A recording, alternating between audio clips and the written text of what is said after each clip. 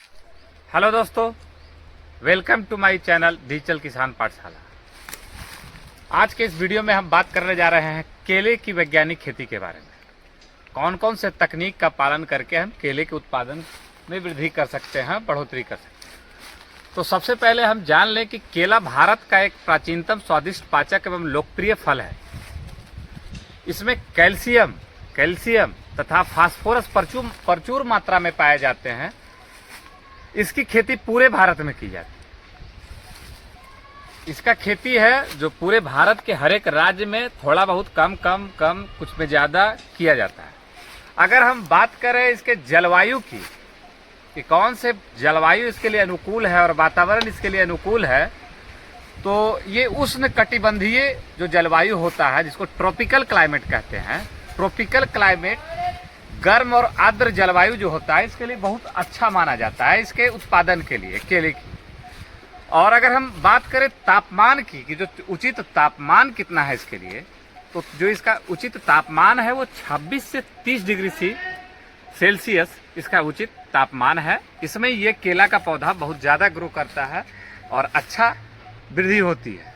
अगर हम बात करें तापमान अगर 12 डिग्री से कम हो जाएगा तो इसका ग्रोथ जो है वो वृद्धि जो है वो रुक जाएगी। अगर 12 डिग्री से कम रहेगा तो वृद्धि रुक जाएगी। और अगर जो तापमान है वो 40 से 45 डिग्री सेल्सियस हो जाता है तो इसका जो कॉर है, देखिए कॉर है, जो कॉर घौदा जिसको कहते हैं, ये कॉर है।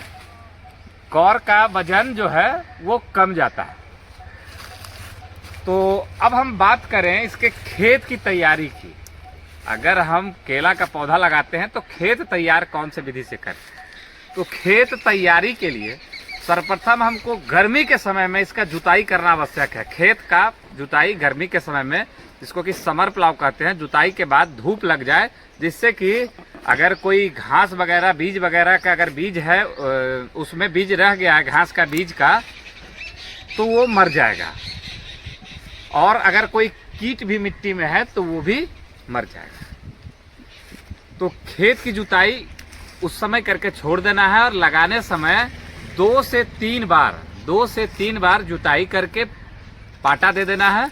लेकिन एक बात का ध्यान मित्रों बहुत जरूरी है, वो रखना है, वो ध्यान रखना है कि खेत का जब हम जुताई करें तो लेवल अच्छी तरह से करें।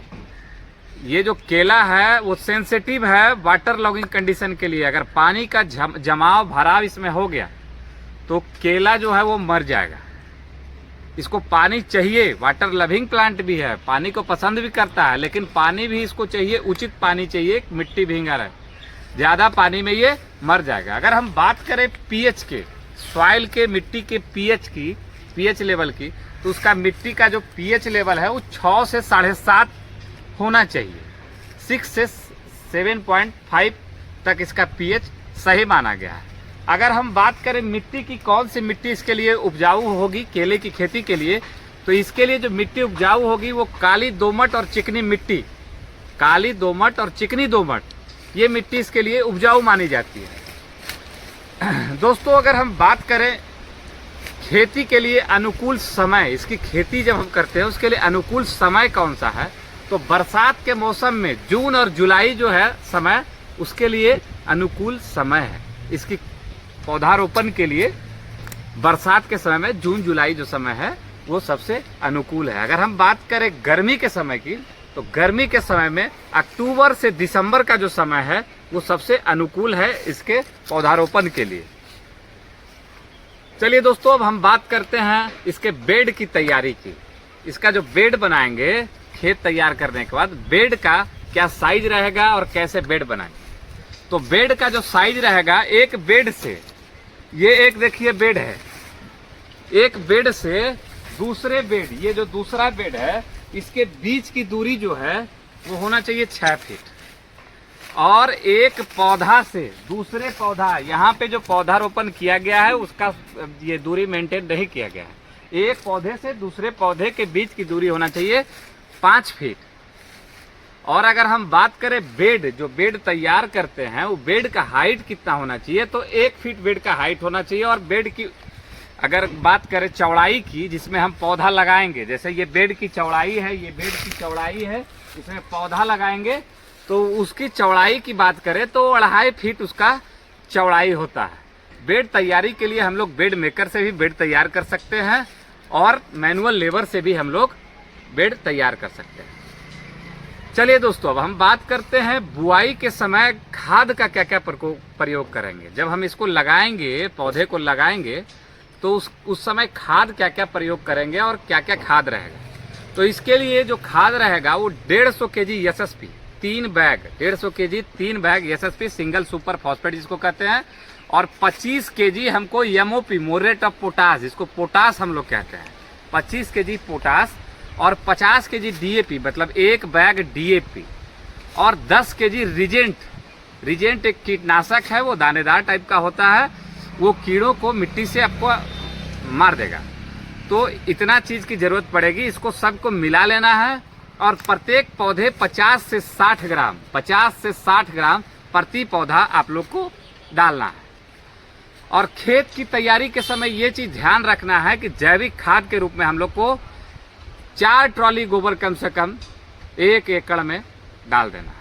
इससे मिट्टी की उर्वरा शक्ति बना रहेगा और उत्पादन अच्छा होगा। अगर हम बात करें ड्रिप इरिगेशन की, तो ड्रिप इरिगेशन लगाने से आपका, क्योंकि ये वाटर लविंग प्लांट है, इसको पानी की आवश्यकता ज़्यादा पड़ती है और उचित पड़ती है, इसीलिए हर एक पौधे के पास अगर बूंद बूंद पानी गिरेगा, जिसको टपका सिंचाई कहते हैं, तो वो हमारे लिए उपयुक्त रहेगा, बढ़िया रहेगा।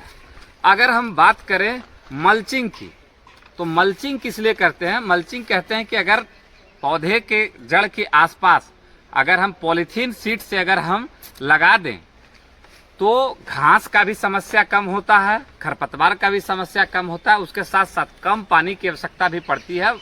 जो वाटर लेवल जो है वहाँ पे मॉइस्चर वो सॉइल में बना के रखता है, मिट्टी में बना के रखता है। अगर हम बात करें कि मल्चिंग का जो पेपर होगा वो कितना माइक्रोन बेस्ट माना जाता है, तो 25 से 30 माइक्रोन का जो 25 से 30 माइक्रोन मतलब थिकनेस, उसका थिकनेस का माप है 25 से 30 माइक्रोन का जो ये पॉलीथीन शीट रहेगा वो बेस्ट माना जाता है।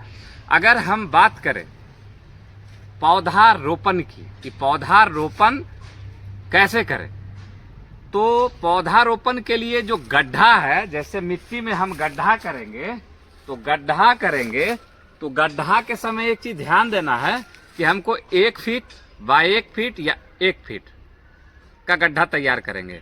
1 फीट का गड्ढा तैयार करेंगे और गड्ढा तैयार करके उसकी मिट्टी को बाहर कर देंगे। वो बोले थे कि गर्मी के दिन में धूप लगा देंगे, धूप लगाने के बाद ऊपरी मिट्टी जो उपजाऊ होती है उसको नीचे डालेंगे और नीचे वाला मिट्टी को हम लोग ऊपर डालेंगे। उसमें क्या करना है कि प्रति गड्ढा हम लोग को 5 केजी गोबर जरूर डालना है, सड़ा हुआ गोबर, ताजा गोबर नहीं, सड़ा हुआ गोबर प्रति गड्ढा 5 केजी हम लोग को जरूर डालना है। और जो हम खाद बताए थे कि जो पोटेशियम 150 केजी जिसको बोले थे एसएसपी पाउडर हम लोग बोले थे, single super phosphate powder 150 KG, और 25 केजी एमओपी और 50 केजी डीएपी और 10 केजी जो रिजेंट बताए थे उसका जो मिश्रण बनाने बताए थे, उसको 50 से 60 ग्राम प्रति पौधा हम लोग को डालना। अगर हम बात करें इसके सिंचाई की, केले के सिंचाई की, तो अगर ड्रिप से आप सिंचाई कर रहे हैं, ड्रिप से अगर सिंचाई कर रहे हैं तो 2 से 3 दिन के अंतराल पर 2.5 से 3 घंटा आप ड्रिप चला के छोड़ दे सकते हैं, तो इसका सिंचाई पूर्ण हो जाएगा। अगर स्प्रिंकलर की बात करें, स्प्रिंकलर जिसको बोलते हैं फव्वारा विधि, ड्रिप इरिगेशन टपका विधि, जो कि टपक के आपका बूंद बूंद गिरेगा पानी जड़ के पास, और स्प्रिंकलर फव्वारा के रूप में वो पानी आपका गिरेगा। अगर बात करें हल्की मिट्टी है, हल्की मिट्टी में सिंचाई की आवश्यकता ज्यादा पड़ेगी, और अगर काली दोमट मिट्टी है तो सिंचाई की आवश्यकता आपको कम पड़ेगी। निराई गुड़ाई की बात करें अगर खरपतवार नियंत्रण की, तो खरपतवार नियंत्रण इसमें बहुत जरूरी है, क्योंकि अगर पानी इसमें आप देते हैं तो खरपतवार भी उग जाता है। खरपतवार उग जाता है तो आपका जो पोषक तत्व आप पौधे को डालते हैं वो कंपटीशन हो जाता है, आपका मेन पौधा और जो खरपतवार है उसके बीच में। तो खरपतवार अगर हटा देंगे तो आपका जो पोषक तत्व इसमें डालेंगे केले में, तो वो आपके पौधे को लगेगा, क्योंकि केला को पोषक तत्व की आवश्यकता ज्यादा पड़ती है। अगर हम बात करें डिसकरिंग की, डिसकरिंग एक तकनीक है। इसमें क्या किया जाता है कि अगर केला बगल से निकल रहा है, 2-3 केला सकर जिसको बोलते हैं अनावश्यक कंद, तो उसको हटाना बहुत आवश्यक है, इसलिए कि आपका जो पोषक तत्व है वो बगल वाला केला जो सकर के रूप में पैदा हुआ है वो भी आपका न्यूट्रिएंट ले लेगा। तो आपका जो घौर बनेगा वो घौर आपका छोटा बनेगा, घौर आपका सही नहीं बनेगा। एक क्रॉपिंग तकनीक होती है केले में, वो भी जरूरी होता है। क्रॉपिंग तकनीक का पालन इसमें करते हैं हम लोग। क्रॉपिंग तकनीक में क्या करते हैं, जैसे कि ये जो केला है, ये केला अगर बड़ा हो गया और वजन ज्यादा हो गया तो आपको बांस का एक सहारा देना है, क्योंकि ये भारी होगा तो ये केला आपका गिर जाएगा। स्यूडोस्टेम होता है इसमें, ये गिर जाएगा। तो इसके लिए आपको एक बांस का सहारा देना अति आवश्यक है, ताकि ये सहारा लेकर केला रह सके। अगर हम बात करें क्रॉपिंग के बाद इसमें कीट नियंत्रण की, तो क्या क्या कीट इसमें लगते हैं, तो इसमें ज़्यादा करके एक केला बीटल और तना छेदक कीट लगते हैं, जिसको के नियंत्रण के लिए हम लोग क्लोरोपाइरिफस का प्रयोग करके हम लोग इससे नियंत्रण कर सकते हैं। अगर हम बात करें रोग की, तो कुछ पौधे में पनामा बिल्ट का भी सिम्टम देखा जाता है। इसको कंट्रोल करने के लिए हम लोग, इसके निराकरण के लिए हम लोग ट्राइकोडर्मा का प्रयोग हम लोग कर सकते हैं। अगर हम बात करें एक थंब का वजन कितना होता है बेहतर वैरायटी का, तो एक थंब का वजन 30 से 35 केजी तक, 32 केजी तक वजन होता है। और अगर हम बात करें ये तैयार कितने दिन में होता है, पहला हार्वेस्ट कितने दिन में होता है, तैयार कितने दिन में होता है, तो 10 से 11 महीने में फल पक जाता है। जब ये फल गोल हो जाए, ये देखिए स्क्वायर टाइप का होगा, ये गोल हो जाए और ये हल्का पीला दिखने लगे, तो आप इसको हार्वेस्ट कर सकते हैं। ये सूख जाए तब आप इसको हार्वेस्ट कर सकते हैं। उम्मीद करते हैं दोस्तों आप लोग को ये वीडियो पसंद आया होगा। अगर पसंद आया है तो कृपया करके चैनल को सब्सक्राइब कर लें, वीडियो को लाइक और कमेंट करना ना भूलें। बहुत बहुत